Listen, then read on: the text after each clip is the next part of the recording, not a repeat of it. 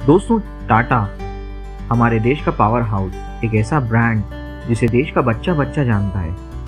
हमारे पूरे भारत में शायद ही ऐसा कोई इंसान होगा जिसने अपनी पूरी लाइफ में टाटा का एक भी प्रोडक्ट यूज नहीं किया होगा। ऐसा इंडियन ब्रांड जो सिर्फ देश का नमक ही नहीं बल्कि पूरा देश बनाता है। देश के नमक से लेकर देश की कार तक, एयरलाइन से लेकर स्टील तक, होटल से लेकर चाय तक, टाटा सब कुछ बनाता है।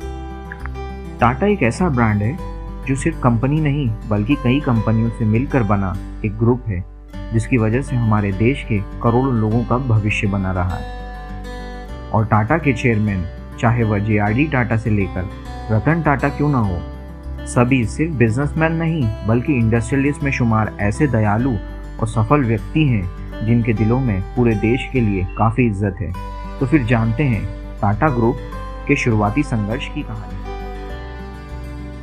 दोस्तों, टाटा ग्रुप की नींव जमशेदजी टाटा ने रखी थी, जिनका जन्म 1839 में एक पारसी परिवार में हुआ था। 19वीं सदी के अंत में कारोबारी जमशेदजी टाटा के साथ एक अजीब वाकया पेश आया। हुआ यूं कि जमशेदजी टाटा एक बार मुंबई के सबसे महंगे होटल में गए, लेकिन उनके रंग के चलते उन्हें होटल से बाहर निकाल दिया गया।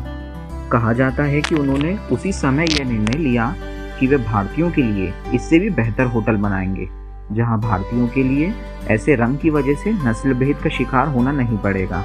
और 1903 में मुंबई के समुंदर तट पर ताजमहल पैलेस होटल बनाया गया।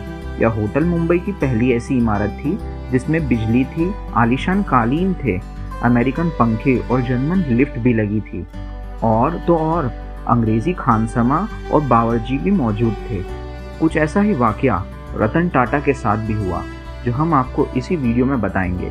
बस आप वीडियो के अंत तक बने रहिए। दोस्तों, जमशेदजी टाटा ने टाटा इंडस्ट्रीज की शुरुआत से पहले कपड़ा, चाय, तांबा पीतल और अफीम जैसे कई धंधों में अपनी किस्मत आजमाई। इसी दौरान जमशेदजी टाटा ने कई यात्राएं भी की और फिर उन्होंने सन 1877 में भारत की पहली कपड़ा मिल खोली थी। जमशेदजी टाटा ने अपनी कपड़ा मिल का नाम एम्प्रेस मिल रखा था और यह मिल का उद्घाटन उसी दिन हुआ जिस दिन क्वीन विक्टोरिया भारत की महारानी बनी। दोस्तों, जिस स्वदेशी सोच को आज हम बढ़ावा दे रहे हैं, उसकी नींव जमशेदजी टाटा ने ही रखी थी।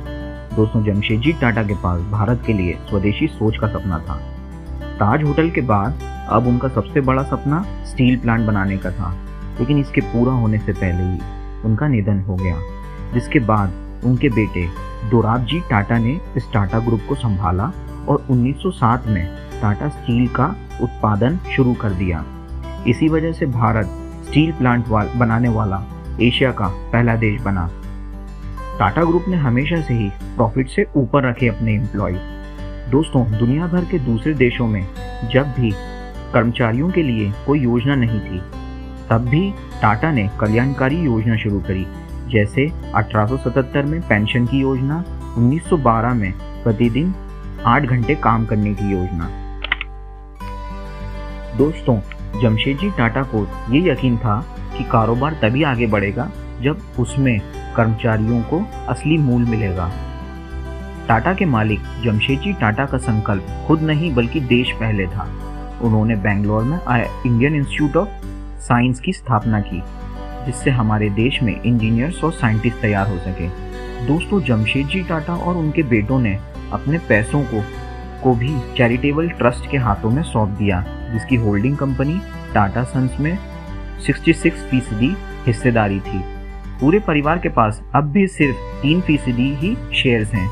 कई एक्सपर्ट का ये भी मानना है कि इससे ट्रस्ट की विश्वसनीयता बढ़ती है।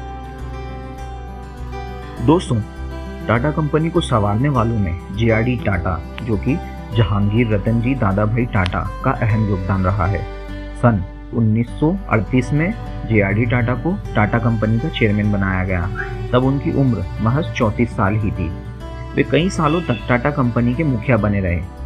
दोस्तों, जे.आर.डी. टाटा वैसे एंटरप्रेन्योर या उद्योगपति नहीं बनना चाहते थे, उन्हें तो पायलट बनना था। और दोस्तों, जे.आर.डी. टाटा ही इंडिया में पायलट बनने वाले पहले शख्स थे। 2 साल बाद उन्होंने इंडिया की पहली एयर सर्विस शुरू की। उस समय वे विमान को खुद ही उड़ाया करते थे। यही एयर सर्विस आगे चलकर इंडिया की पहली एयरलाइन टाटा एयरलाइंस बनी। इंटरेस्टिंगली यही टाटा एयरलाइंस आज एयर इंडिया एयरलाइंस के नाम से जानी जाती है, जिसे हाल ही में रतन टाटा ने फिर से गवर्नमेंट ऑफ इंडिया से खरीद लिया है। दोस्तों, जब इंफॉर्मेशन युग आया तो जे.आर.डी. टाटा ने TCS टाटा कंसल्टेंसी सर्विसेज की स्थापना की ताकि टाटा कंपनी का पेपर वर्क कंप्यूटर के जरिए हो। आज TCS कंपनी पूरे टाटा ग्रुप की सबसे जबरदस्त मुनाफे वाली यूनिट है, जो दुनिया भर में कंप्यूटर सॉफ्टवेयर की नीड को पूरा कर रही है। अब बात करते हैं रतन टाटा की। दोस्तों, रतन टाटा 1991 में जे.आर.डी. टाटा के बाद टाटा ग्रुप के 5वें अध्यक्ष व चेयरमैन बने। उस समय रतन टाटा ने दुनिया भर में अपने पांव जमाना शुरू कर दिए थे। रतन टाटा ने टेटली टी कंपनी, फोर्ड की जैगवार लैंड रोवर और कोरस स्टील जैसी बड़ी कंपनीज को टाटा ग्रुप में अधिग्रहण कर। दोस्तों, हमेशा से ही रतन टाटा का फोकस ऑटो सेक्टर की कंपनी टाटा मोटर्स पर ही रहा है।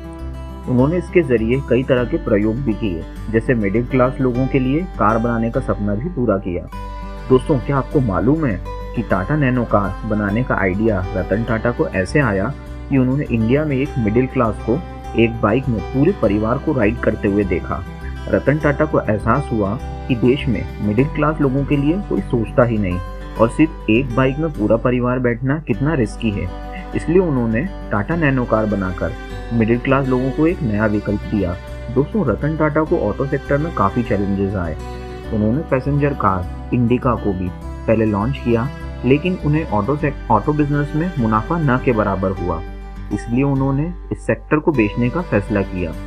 उनके इस सेक्टर को खरीदने के लिए फोर्ड मोटर्स कंपनी ने दिलचस्पी दिखाई थी। ये डील फाइनल करने के लिए फोर्ड ने रतन टाटा को यूएस में अपने हेडक्वार्टर बुलाया। हेडक्वार्टर में 3 घंटे चली मीटिंग के दौरान फोर्ड कंपनी के अधिकारियों का व्यवहार रतन टाटा के लिए अपमानजनक रहा। अधिकारियों ने रतन टाटा से ये तक कह दिया कि जब आपको ऑटो सेक्टर में कुछ पता ही नहीं तो कार बनाना शुरू ही क्यों किया। फोर्ड के अधिकारियों ने ऐसे जताया जैसे फोर्ड कंपनी टाटा मोटर्स को खरीदकर कोई एहसान कर रही है। ये सब एक्सपीरियंस करने के बाद रतन टाटा ने ये डील कैंसिल कर दी और इंडिया आकर एक बार फिर से टाटा मोटर्स में फोकस किया। दोस्तों, इसी बीच साल 2008 में मंदी से फोर्ड मोटर्स को काफ़ी नुकसान उठाना पड़ा और फोर्ड के हालात इतने बुरे हो गए कि फोर्ड को अपने लग्जरी ब्रांड सेगमेंट जैगवार और लैंड रोवर को बेचना पड़ा। इस फोर्ड के सेगमेंट को खरीदने के लिए रतन टाटा सबसे आगे आए और यह सेगमेंट को खरीदकर रतन टाटा ने अपने अपमान का बदला भी लिया। दोस्तों, रतन टाटा एक ऐसे व्यक्ति हैं जो सिर्फ अपने लिए नहीं बल्कि पूरे देश को आगे बढ़ाने में बिलीव रखते हैं। कई बार तो उन्हें हमारे इंडिया का PM बनने के लिए कई बड़े बड़े उद्योगपतियों ने सलाह देकर उनकी प्रशंसा भी की। ऐसे आदमी का सम्मान तो भारत रत्न देकर ही किया जाना चाहिए। दोस्तों, ऐसे ही हमारी ब्रांड स्टोरीज, ऑटोबायोग्राफीज और कंपनियों की सक्सेस देखने के लिए हमारे चैनल को सब्सक्राइब करें, शेयर करें और इंडिया के यूथ को मोटिवेट भी करें।